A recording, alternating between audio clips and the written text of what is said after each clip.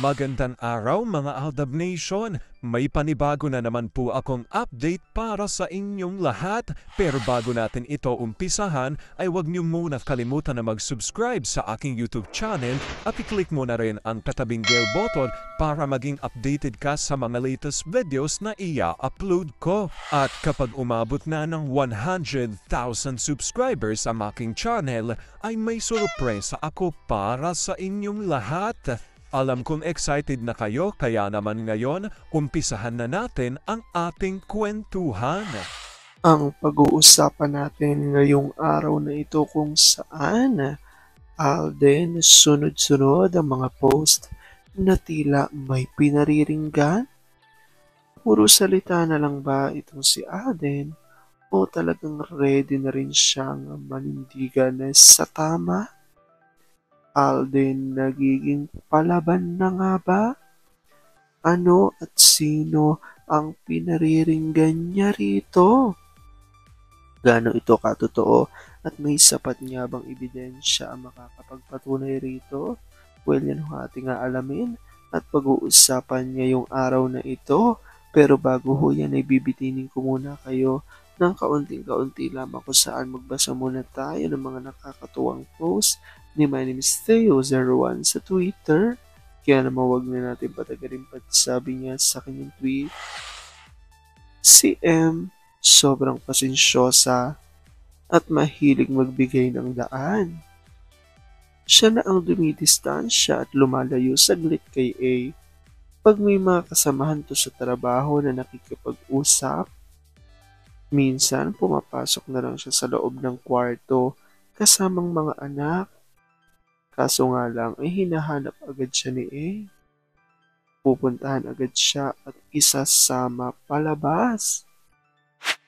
Pag nakakaramdam ng pagod si A, pupunta na yan saglit sa kwarto, habang si M ay busy naman sa pagtulong sa mga dapat gawin. Bigla na lang may bubulong kay M na pinapapunta ni A sa kwarto. Alam kasi nila na hindi rin naman makakatulog si A pag hindi katabi si M. Makaakap lang yan kay M, nakakatulog agad. Kaya hindi maiwan ni M talaga. Kahit sa gitna ng pagluluksa, ang sweet-sweet pa rin sa isa't isa. At akbay-akbay lagi si A sa misis. Pag nakaupo, nakasandalang ulo sa balikat ni M. Super caring ni M sa mister. Pinapainom ng tubig, sinusubuan at laging sinecheck ang likod kung may pawis. Kaso nga ay hindi siya makakaalis sa tabi. Alam kung tuwan-tuwa ako sa ating binasa pero ngay pag-uusapan na natin ang ating main topic.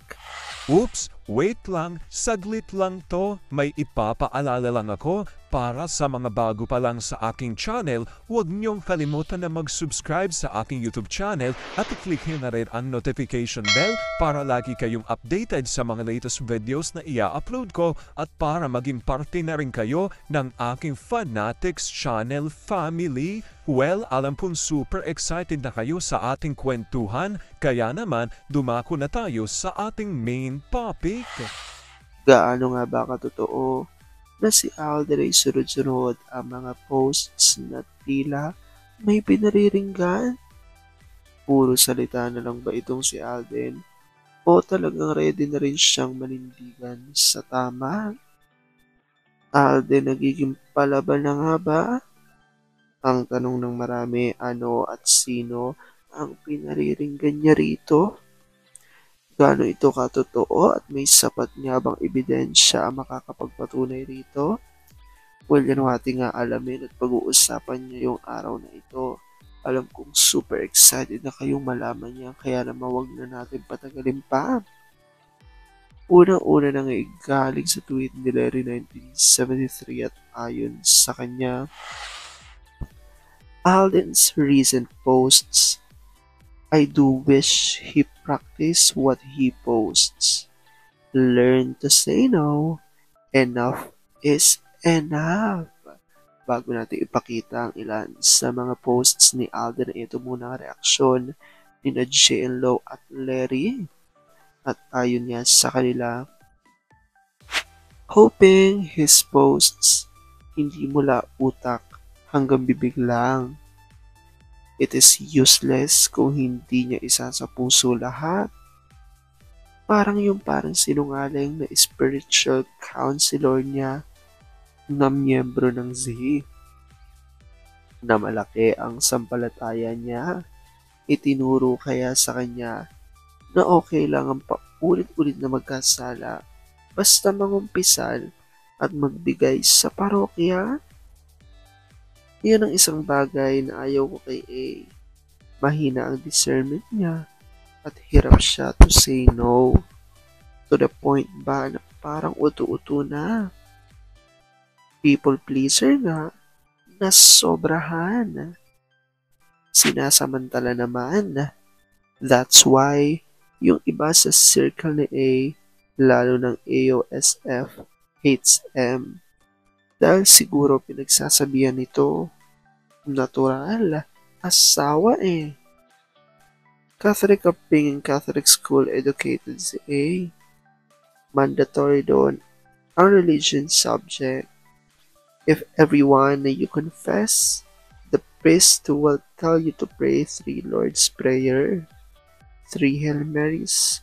Are those enough? Nagsisi ba? And hindi na uulit or uulit dahil tao lang. And confess lang ulit. At kaya nga ito'y nasabi ng ilan sa mga netizens, especially ng mga Aldab Nation, ay dahil nga sa mga latest post na ito ni Alden. Unang-una nga rito, itong kanyang IG story na, in the beginning was the Word, and the Word was with God. The Word was God. John chapter 1 verse 1. At sumunod pa ang kanyang post. Pray even when the waters are calm. At sumunod pa sa kanya namang tweet sa Twitter or X. No need to comment on my journey.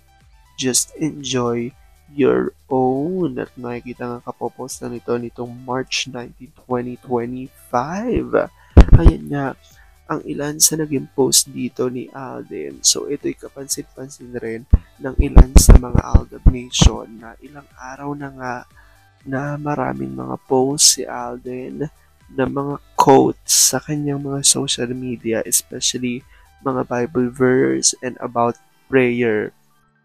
So, ang ilan sa tila interpretation ng mga Aldab Nation patungkol dito ay tila pinariringgan nga raw nito ang ilan sa mga taong nakapaligid sa kanyang kumokontrol sa kanya pagdating dito nga sa nangyayari di umano na ZGOC.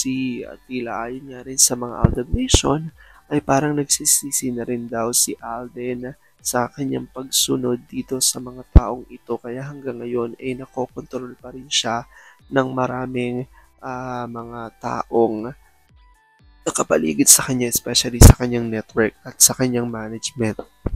Ngunit sigaw nga ng ilan sa mga netizens, especially ng mga true-blooded Aldab Nation, tila wala rin nga raw ang pagsisisi dito ni Tisoy kung hindi nito isa sa puso ang kanyang mga sinasabi, kung hanggang utak lamang at hanggang salita lamang ang kanyang binibitawan, dahil tila hanggang ngayon nga raw ay patuloy pa rin nagaganap ang di umano'y ZGOC sa buhay ng May Chart. Kaya naman sana nga raw maisip ni Alden na tigilan na ang pagsunod sa mga taong ito. Well, comment down below dyan guys kung ano po opinion nyo patungkol dito. Alam ko dahil dito, marami pa rin sa inyo mas lalo ngayong kumakapit at naninindigan na Aldab Nature is real. Pero sabi nga natin na kahit na ano pa man na mag-desisyon ni Aldab sa kanilang buhay, karera at buhay pag-ibig, kailangan natin sila supportan, kailangan natin ito tanggapin ng buong buo dahil yun ang kanilang deserve. At yun ang update for today's video. Maraming salamat mga Aldab Nation. Ingat!